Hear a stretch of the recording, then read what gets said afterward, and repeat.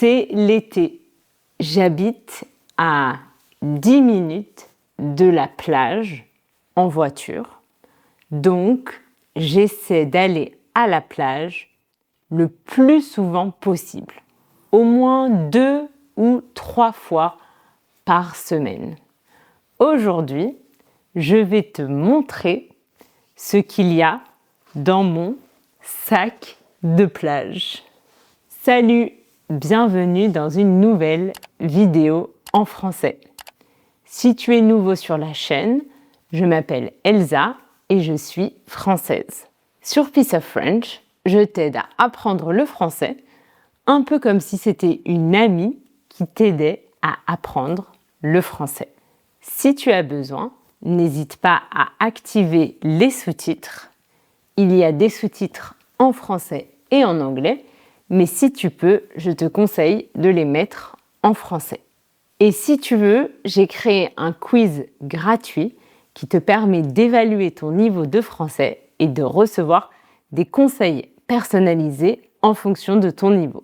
Je te laisse ça en description. C'est parti pour la vidéo. Voici mon sac de plage. C'est un sac en toile. Je l'ai reçu dans un hôtel, le Domaine de la Corniche, à côté de Paris, sur les bords de Seine. Qu'est-ce qu'il y a dans mon sac de plage? Dans mon sac de plage, il y a un maillot de bain. En général, je porte un maillot de bain 2 pièces, pas un maillot de bain 1 pièce. Je porte un 2 pièces. Dans mon sac, j'ai aussi une serviette de plage et même 2 serviettes de plage, une noire et une bleue. J'aime beaucoup les serviettes en microfibre de Decathlon. Elles sont très légères, elles ne prennent pas de place et elles sèchent très vite. Dans mon sac, j'ai aussi des tongs noirs, mais généralement, je marche pieds nus dans le sable, sans chaussures, sauf si le sable est très chaud. Si le sable est très chaud, je mets des tongs. À la plage, il faut aussi se protéger du soleil pour éviter les coups de soleil. Un coup de soleil, c'est quand on reste trop longtemps au soleil et que la peau devient rouge. Dans mon sac, j'ai toujours de la crème solaire. Ma crème solaire a un indice de protection SPF 50. J'ai des lunettes de soleil et un chapeau. On peut aussi porter une casquette, mais moi j'aime bien les chapeaux. Quand je vais à la plage, je prends aussi un parasol, mais il ne rentre pas dans le sac. Au Portugal, en plus du soleil, il y a aussi beaucoup de vent. Beaucoup de personnes apportent donc un pare-vent à la plage. Un pare-vent, c'est comme une petite barrière en tissu que l'on plante dans le sable pour se protéger du vent. À la plage, il faut aussi bien s'hydrater, boire de l'eau, surtout quand il fait très chaud. J'ai donc toujours une bouteille d'eau dans mon sac de plage. J'utilise une gourde. C'est une bouteille d'eau réutilisable de 1 litre et ma gourde est rouge. On dirait un extincteur. J'ai aussi dans mon sac un spray anti-moustique pour me protéger contre les moustiques. Parfois, au coucher du soleil, il y a des moustiques. J'emporte aussi parfois un livre pour lire sur la plage. C'est une liseuse électronique.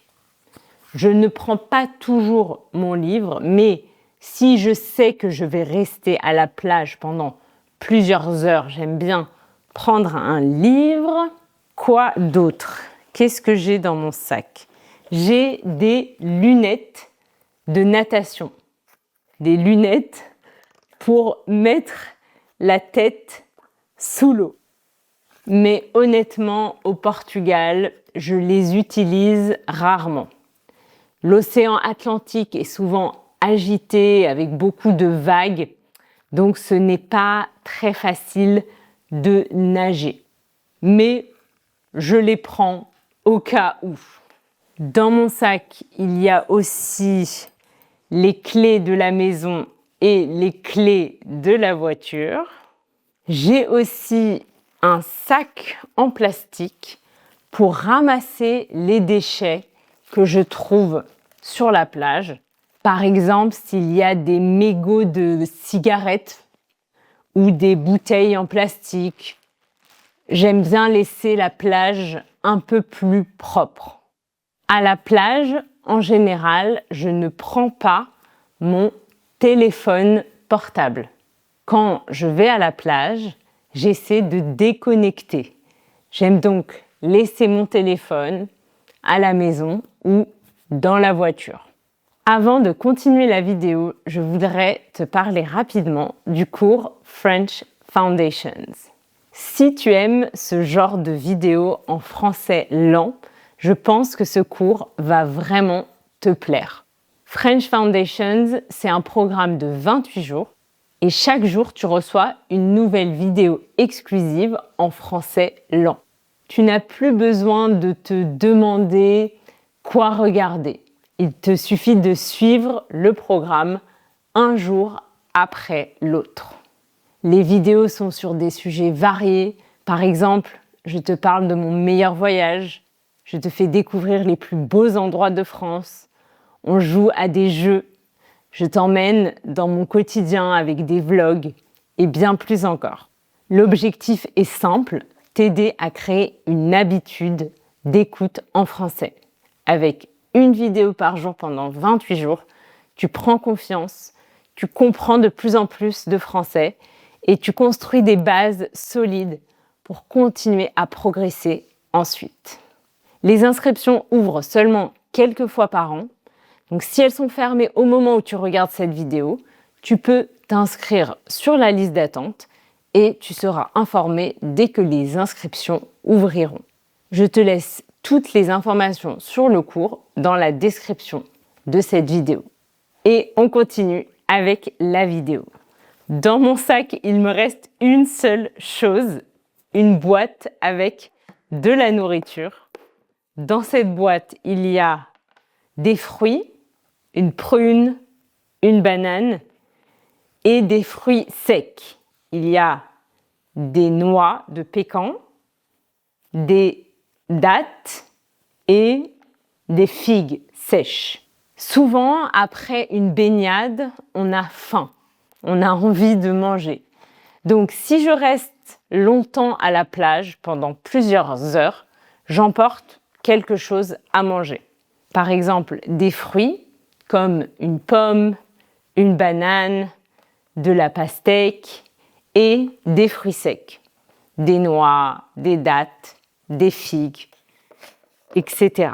Voilà ce que j'ai dans mon sac de plage.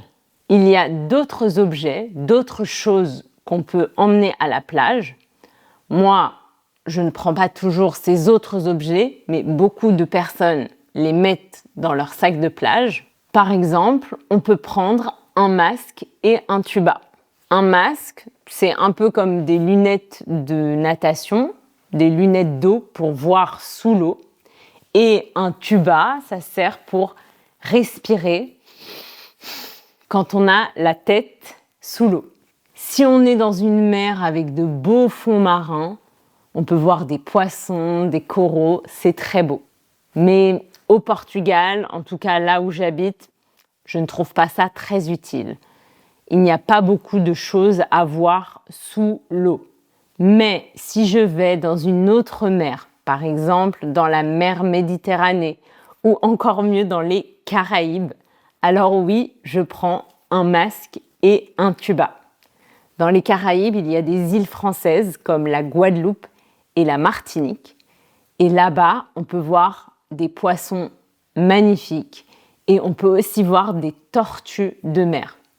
Donc si tu as la chance d'y aller un jour, je te conseille vraiment de prendre un masque et un tuba.